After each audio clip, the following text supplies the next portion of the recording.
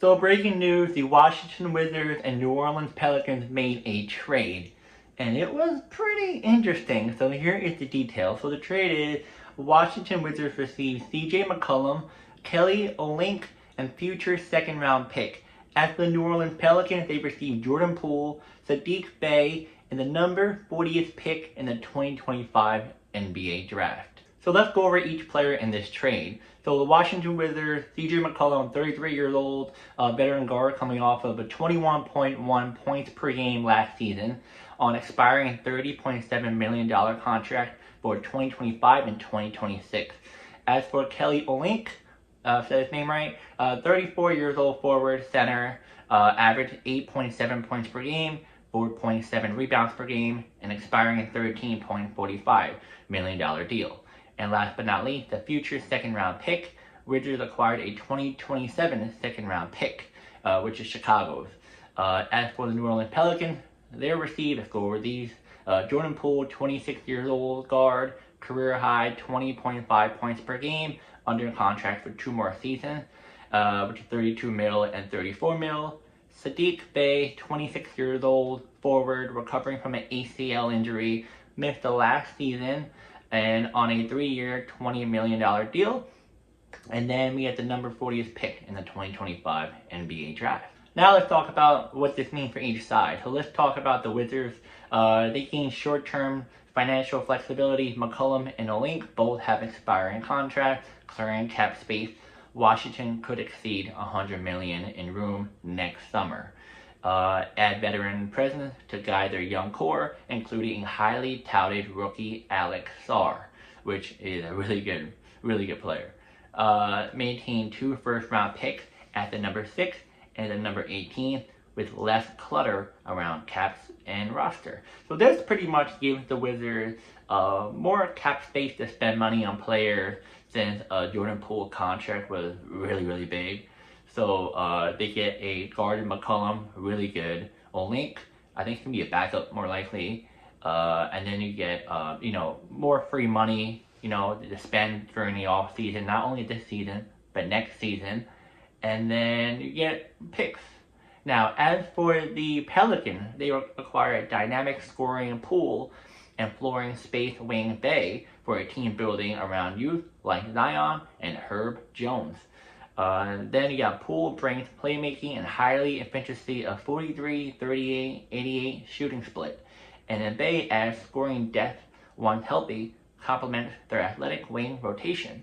For the Pelicans, pretty much you're just getting, a better team out of this. They still want to compete. It seems like you add Poole and Bay, and they're going to help you with those specific scoring in the boxes for the Pelicans. So what's the takeaway from this trade? So the Wizards pretty much accelerating their rebuild, pretty much focusing on cap and veteran mentors. So they want to have their veterans guys come into the team, mentor the young guys, and start to rebuild from then on. But much properly rebuilding, since the Wizards haven't been they have been rebuilding for so many years. Now they added 2 more veterans that would help maybe speed up the rebuilding much faster. Pelicans, they lean into youth movement, adding playmaking and shooting around Zion and company. So they add more playmaking players to see if they can push to the playoffs. And then draft positioning, Wizards, Washington Wizards keep high lottery spot. New Orleans get an extra mid or second round plus more youth talent. So, yeah. So I'm going to give you guys my thought on this trade. So it shows the fact that the Wizards are having a really hard time trying to rebuild for the last couple of seasons, maybe even longer than that. And they want to add McCollum and Olynyk to the team to help the rebuild a little bit faster and much more, what a normal rebuild should be. And you also get more cap space, so you're able to spend more money this year and next year so that you're able to, at least get someone to come to Washington, D.C., which I don't know if that's really going to happen, but I think this is a really good move for the Wizards to do this. You not only bring in veteran presence like CJ McCollum, have playoff experience, and Olynyk too, but you also have a lot more money to spend. Now, I'm not sure if people really want to go to DC. DC is not like a highly spot people want to go. But if the money goes, the money goes. You know, Kyle Kuzma, Jordan Poole went, so I guess someone's interested in DC. But we just have to see. I'm not fully confident with the Wizards. I feel like this is just going to be another what happens next, like every single year the Wizards have been doing. They don't spend money like that. I mean, they have the last 2 or 3 seasons, but for the wrong way at the wrong time. So we just gotta wait and see for the Wizards.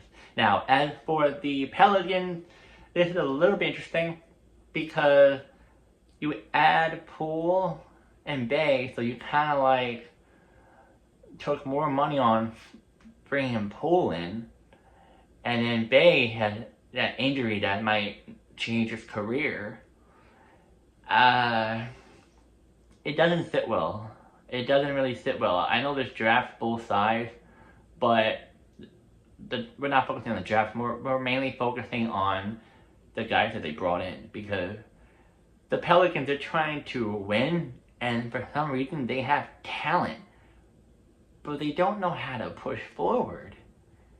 Like last year, I thought this would be a playoff team. I'm like, all right, this is a nice squad, and then no. So I don't know if it's chemistry or it's just not. I don't know. Coaching, it's just interesting. So who do you think won this trade? This one is pretty much up in the air.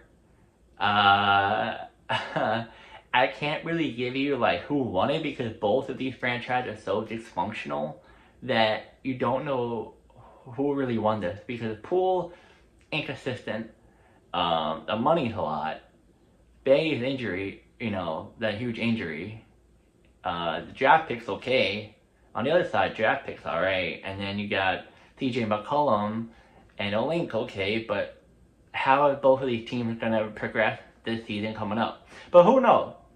Let me know in the comments. I can't really give you a definite answer who won this trade. I think both of them are just equal. Yeah. Let me know in the comments.